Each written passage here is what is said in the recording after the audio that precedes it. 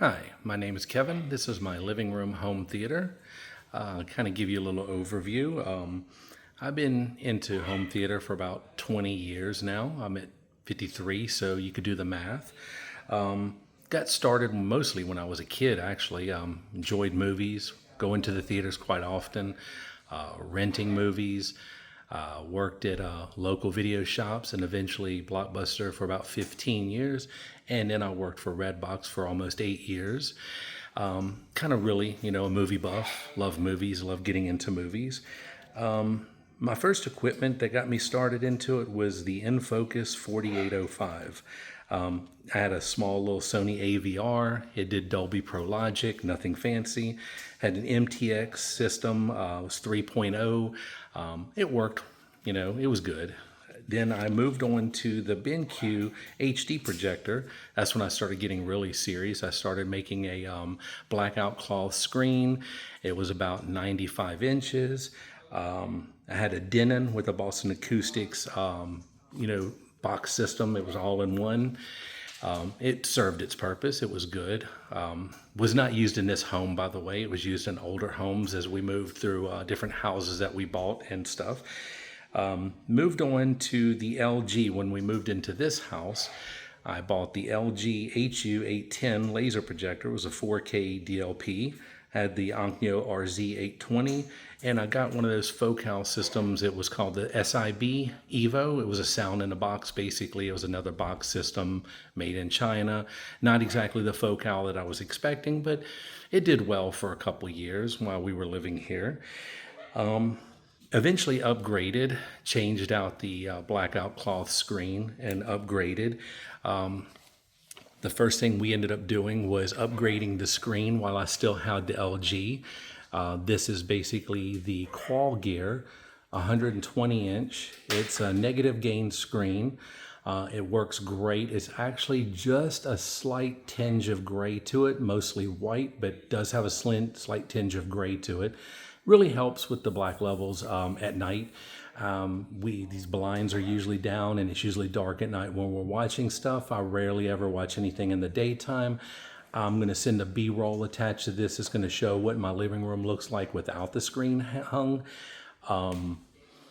Let's see here. It's basically hung. I've got two hangers into the ceiling and it holds the back of the screen up and it holds it just flush enough that I get a very good picture at night.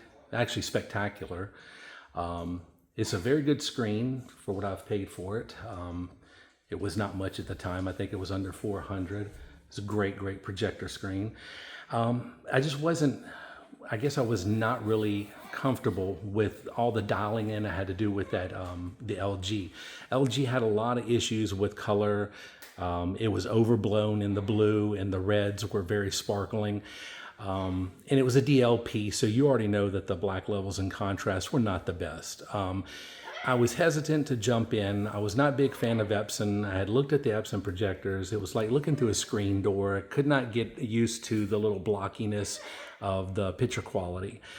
Inevitably looked at the JVCs, was not a big fan of the JVCs because they would just seem too dark and over bloated in the bright areas. I had seen some at my local Best Buy Magnolias, compared them to the Sonys. What blew me away about the Sony projectors, which by the way, that's the projector. It's the Sony 5000ES. What blew me away about this projector versus anything that JVC had currently had in the price range was basically just not only was the sharpness, it was extremely sharp, it was extremely vibrant. The colors on it were very great out the box, unlike JVC's having to dial those in. Really enjoyed them, the comparison of them. Inevitably just said, you know what I'm going to do? I'm going to settle with getting the Sony. Sony was the way to go for me. I like the video processing and the motion handling was very superior to the JVC. Moving on, I do now have the focal systems. I'm using the Cora 806, left, right, and center. I'm also using the RSL speedwoofer 12S. We basically call it the mini fridge. It's very big, very powerful. Really fills this room up. Just to give you an overview of what we're looking with is basically to an open concept, not only to my dining room, but also to the kitchen area. It posed challenges when we first got in here. I was thinking, okay, how was I going to make this work? And we did a lot of research when I bought this house to make this work. Got with the contractor and had some of the wiring done so that it made it very easy for me to get what I needed done, basically. Because if you've noticed in the front, is I have no equipment in the front, except for a Sony 4K player that's connected to an LG 77-inch OLED behind this screen, which again is something you'll see when I shoot the B-roll of this. For my side, I'm using the Focal 706 series Chorus. It's not the Cora, it's the ones that came out just before the Coras came out. They're very timber matched, so it wasn't an issue. They're using the same, most of the same drivers as well as the tweeters are identical. So it really kind of ties everything in. So everything is matched perfectly from front to back.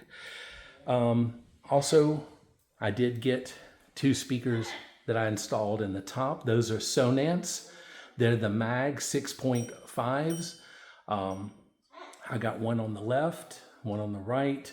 They're basically, you can actually pivot the woofer and the tweeter independently to your listening position, which helps quite often with my seating area. So I'm only using 2 tops for my height channels.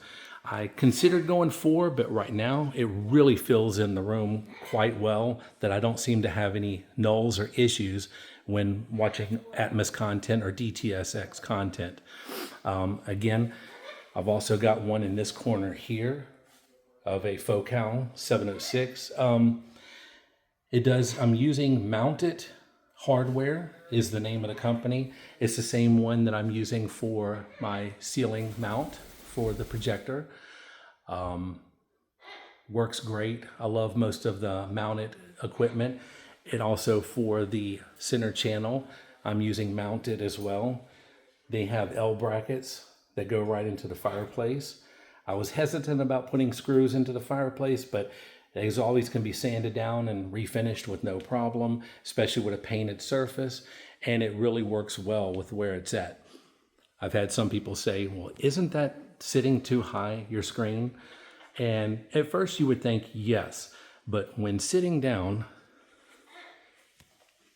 you really don't get that aspect. It's basically like sitting down in a movie theater, because once we're sitting down in our reclining area, which is basically a home theater style seating from rooms to go, it leans back perfectly, so you're basically just staring straight at the screen. The speakers, I've tried to get them the best as placing them at ear level across the entire area of the room to match, except for the center channels just up a tad bit high. You may think also it's a little unorthodox to have my bookshelf speakers on the sides, laying on their sides. I didn't feel that way at first until I started listening to them, and I really realized that the way that the tweeter disperses into the room, it expands the soundstage almost as if I had front wides. So the way that my system goes from left to right to center is real, not only cohesive, but it's also the sound that I get from it is very immersive. It really almost seems like it's bouncing from the top to the bottom, like when I watched the movie Prometheus, and at the very beginning, they're in the expedition in that mountainside, and you have some of the pebble pieces from the rock area that they're breaking through to the looking at the monuments. You could hear the little crumblings of the stones falling. You would almost swear that they're coming from not where the speaker's at, all the way laying to the ground, even though my speakers are placed where they are. So that was a great surprise. Going back to that, again, everything was wired in and my equipment is located right above my refrigerator. Some people would say, well, that's a crazy place to put it, but not necessarily. And this is the equipment that I'm currently working with. I have an Emotiva, that's the basx A7. That is the Sony 5000ES AVR. And then I'm using the Panasonic 820 or UB820. I replaced the 420 because I like the way that this one has extra settings that can be made for the projector. It's very, very well done. All of my wires are cleanly ran through the top of the ceiling up there. Everything runs through the process, from the processor to the Emotiva. So I'm pushing just enough wattage that I need for the room. It stays cool because I use AC Infinity fans. I got one on each side, and it runs like a vortex of air throughout the whole system to keep it cool when it's running. When it's not, it's turned off. Everything works real well. Now, I basically have the wires for the projector running through this area that you cannot see because I hid it with ground molding and such. I do have a surge protector protecting all the equipment that's behind there, and the projector is then plugged into it, and the wires come out to the projector here. A little bit unsightly, but you know, it works great. I mean, I don't seem to think it's an eyesore.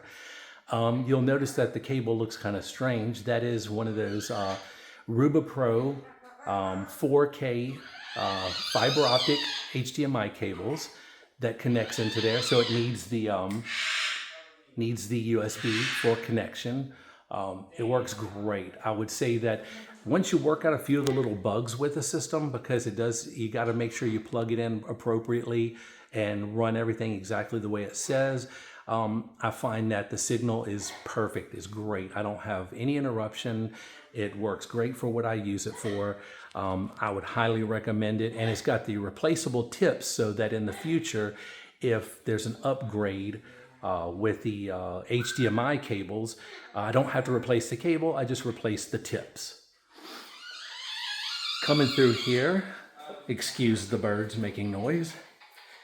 This is basically the view you get from back here, from where I'm cooking in the kitchen. Again, it looks unorthodox. You would think, okay, this looks cozy, but does it really work? At night, I'm gonna have some more B-roll sending to show you basically what it looks like at night. Also how the quality. Now, because of copyright restrictions and such, I don't want to put anything in there that's going to cause any kind of like strikes. So it's going to be basically some video with like some light audio in the background. That's basically what you're going to get there. But this has been my journey. It's worked for my house. Some people think, can you have a living room home theater? Absolutely. At 120 inches, when we're sitting in here in this living room, I can't explain to you how good it is. It's basically like, it's better than being in the movie theater. I've had my family and friends come by and say that they've never seen anything that good. My daughter, she went to the theaters not too long back ago just to test something out because she wanted to see a new movie. I think it was the Minecraft movie, I'm not sure. And she said to herself, she said, I haven't seen a movie that looks as good as it does at home, you know? And I'm like, well, you know, maybe they're not using better projectors, maybe the sound system, maybe just the expectations change when you have your own system where you can tweak things. But again, it's worked great for me. I would highly recommend anybody that has never tried or maybe been interested. You could do a lot with the living room. Everything in the living room can be modified. So it's just whether or not you want to do it and whether or not you want to make it happen. Me, I would never go back to anything else other than what we are doing now. This is it's been a great experience. My wife, she basically will not watch anything unless it's on this screen. She basically has told me several times that when we have the 77 inch, and remember 77 inch is a large screen. When she gets the the screen up, that's when she really starts watching stuff. She will not watch many programs or any movies at all unless it's on the projector screen. And she basically can't wait for the weekends because we will hang this thing up on the weekends on a Friday, and it will not come down to Sunday night or Monday morning. So we pretty much stay watching stuff with the kids. We'll watch, random movies for the family, action movies, sci-fi, whatever, comedy. And then me and my wife will watch a movie at night and enjoy ourselves at night, watching something, separate from them. Again, this is something that I've enjoyed, something that I wanted to share with people. It's actually very possible to set up a home theater in a living room. You just have to know what you want to do with it, and you really want to map it out. What helped is when we built this house, I mapped out exactly how this was going to look. So of course, once we moved in, it was all just plug and play. Now for some people, and you don't already have this set up, it can become a little difficult, especially when dealing with a ceiling fan and a projector, thinking, can it clear that area? It absolutely can clear that area. I just had to modify the ceiling fan a little bit, and it was no problem at all. It's got much clearance, if you can tell. Again, this is my home theater for my living room. I highly recommend trying it if you haven't. If you have a room and you're interested in doing it and you haven't done it, look into it. There's a lot of people on YouTube that post a lot of things about their home theaters, and they put them in living rooms. Some people, especially us here in Louisiana, we don't really have basements, if you know what I mean. So not having basements or any room, I don't have an extra room, so to speak. So we had to make the best of what we did with having, 4 kids. We basically did this with it, and we made this the home theater.